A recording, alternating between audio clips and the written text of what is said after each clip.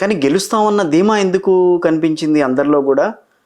జగన్మోహన్ రెడ్డి గారు కూడా చివరి వరకు చాలా గెలుస్తాం, మనం గెలవబోతున్నాం, మళ్ళీ 2024లో వస్తామన్న ఆలోచన వాళ్ళకి. చుట్టూ ఉన్న నలుగురు చెప్పేది ఆయనకి చేరుతుంది, జనంలో ఉన్న రివోల్ట్ ఆయనకి చేరట్లే.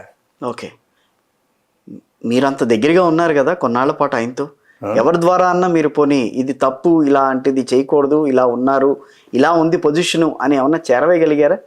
అసలు ఆ ప్రయత్నం చేశారా మీరు? Complete own cadre they are not work. Okay, పార్టీలో అది కూడా కాకుండా విండిక్టివ్గా ఎగనెస్ట్గా పనిచేశారు most of the Reddy cadre పార్టీలో.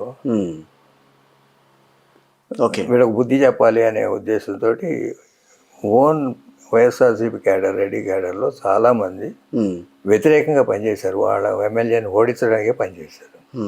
60% ఆఫ్ రెడ్డి కమ్యూనిటీ కొంచెం అగైనిస్ట్ ది జగన్మోహన్ రెడ్డి గారుగా వెళ్ళింది అని చెప్పి వార్తలు వచ్చినాయి. దాంట్లో నిజం ఉందని అంటారా? మీరు అన్న దాంట్లో చూస్తే మరి అదే ఇంకా ఎక్కువ ఉంది. 60 కూడా కాదని అంటారు. 60 అయితే ఇంకా అంటే వాళ్ళు 10 ఏళ్ళు they side with them him. Yes, కష్ట నష్టాలు అపోజిషన్లో ఉన్నప్పటి నుంచి, పార్టీ పెట్టినప్పటి నుంచి, ఈయన ఓదార్పు యాత్రలు పెట్టినా, పాదయాత్రలు పెట్టినా, లేకపోతే 5 ఏళ్ళ అపోజిషన్లో టీడీపీ రూల్లో అనేక ఇబ్బందులు పడ్డా అన్నిటికీ ఎదురొడ్డి నిల్చున్నారు. వాళ్ళు నిల్చున్నారు. అధికారం వచ్చినాక ఏం చేసావు? సరే, వాళ్ళు ఏదో డబ్బు సంపాదిద్దాం ఉన్నారు, కుదరలా, అది ఓకే.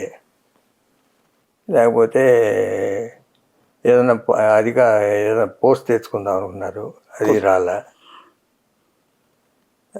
లేకపోతే ఏదైనా పని చేసుకున్నాడు, పనులు చేశారు, చిన్న చిన్న పనులు, అది వాళ్ళకి బిల్లులు ఇవ్వాల.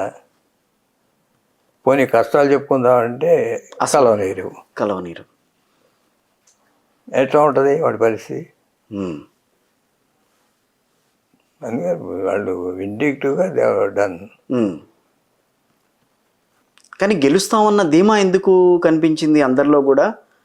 జగన్మోహన్ రెడ్డి గారు కూడా చివరి వరకు చాలా గెలుస్తాం, మనం గెలవబోతున్నాం, మళ్ళీ 2024లో వస్తామన్న ఆలోచన వాళ్ళకి. చుట్టూ ఉన్న నలుగురు చెప్పేది ఆయనకి చేరుతుంది, జనంలో ఉన్న రివోల్ట్ ఆయనకి చేరట్లే. ఓకే, మీరంత దగ్గరగా ఉన్నారు కదా కొన్నాళ్ల పాటు ఆయనతో, ఎవరి ద్వారా అన్న మీరు పోనీ ఇది తప్పు, ఇలాంటిది చేయకూడదు, ఇలా ఉన్నారు, ఇలా ఉంది పొజిషను అని ఏమన్నా చేరవేయగలిగారా? అసలు ఆ ప్రయత్నం చేశారా మీరు? అఫ్కోర్స్ మీరు ఉన్నది వేరే పార్టీలో అనుకోండి, నేను అలా అడగకూడదు, బట్ ఏదైనా మీకు వాళ్ళతో ఉన్న అనుబంధం అడిగితే చెప్పాం కానీ అడగలేదు, అది కూడా అక్కడ దాకా వెళ్ళలేదు. ఎందుకంటే మీరు 2019లో చాలా కీలకంగా వ్యవహరించారు మీరు అన్న దాన్ని బట్టి. సో ఎలక్షన్స్కి ముందు సెలక్షన్స్లో కానీ, లేకపోతే ఆయనతో రోజువారీ మీటింగ్స్లో మీరు కూడా కూర్చుని ఉండటం కానీ చూసాం మేము, అందరూ చూసిన వాళ్ళే. అలాంటప్పుడు ఆ తర్వాత కూడా మిమ్మల్ని కూడా పక్కకి తోసేసిన పరిస్థితి కదా ఆల్మోస్ట్. తర్వాత నేనే వెళ్ళిపోయాను. అఫ్కోర్స్ మీరు వెళ్ళిపోయారంటే దాంట్లో కూడా ఏదో ఎక్కడన్నా వెళ్ళటానికి అప్పుడు అపోజిషన్లో ఉండగా ఎస్, కానీ అధికారంకి వచ్చిన తర్వాత వచ్చినాక నేను లేనుగా, పార్టీ లేరు, మీరు పార్టీలో లేరు. ఏనాడు కూడా మీరు కలుద్దామన్న ప్రయత్నం అయితే చేశారా? ఏం లేదా? మనం అధికారంలో ఉన్నప్పుడు ఏదో ఎమ్మటపడ్డాడు అన్నట్టు వస్తుంది. ఓకే, ఎప్పుడో 2-3 సార్లు పిలిస్తే వెళ్ళి కలిశాను కానీ. ఓకే, ఆ ఇల్లు కట్టించిమ్మని మిమ్మల్ని అడిగారా? కట్టించిమ్మన్నారా? లేకపోతే మీ అంతటి మీరుగా జగన్మోహన్ రెడ్డి ఈ హౌస్ క్యాంప్ ఆఫీస్ కింద దాన్ని పెట్టుకుంటే బాగుంటుందని అనుకున్నారా?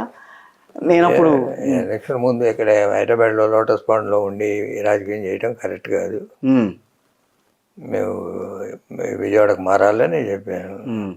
సరే, వాళ్ళకి వీళ్ళకి చెప్పారు అద్దెకి తీసుకుందామని. అదే తీసుకుందామంటే బిల్డింగ్స్ చూశారు, అది వద్దులే అని అనేవాడు. నేను సజెస్ట్ చేశాను, ఇట్లా కొని 2 ఎకరాలు కొనుక్కొని కట్టేసుకుంది, మీరే చూడండి అన్నాడు. ఓకే, మావాడు ఈ లేఅవుట్ చేస్తామంటే దీంట్లో సపరేట్ చేసి మీ అబ్బాయి లేఅవుట్లో దాంట్లో వచ్చింది. కన్స్ట్రక్షన్ అంతా కూడా మీరే చూశారు, వాస్తు ప్రకారం కట్టడం కానీ వ్యవహారం. వాళ్ళకి వాస్తున్నా లేకపోయినా మీరు వాస్తు ప్రకారం అయితే కట్టించారు అని విన్నా నేను, నిజమేనా? దాంట్లో వాస్తు ప్రకారమే ఉన్నాయి ఆఫీస్ కానీ ఇల్లు కానీ. బట్ యూసేజ్లో అట్లా వాడలేదు. క్యాంప్ ఆఫీస్కి వెళ్ళేది ఏదో ఆగ్నేయ మూలగా వెళ్ళడం. కరెక్టే. ఆఫీస్ మీరు చూసారా? చూశాను.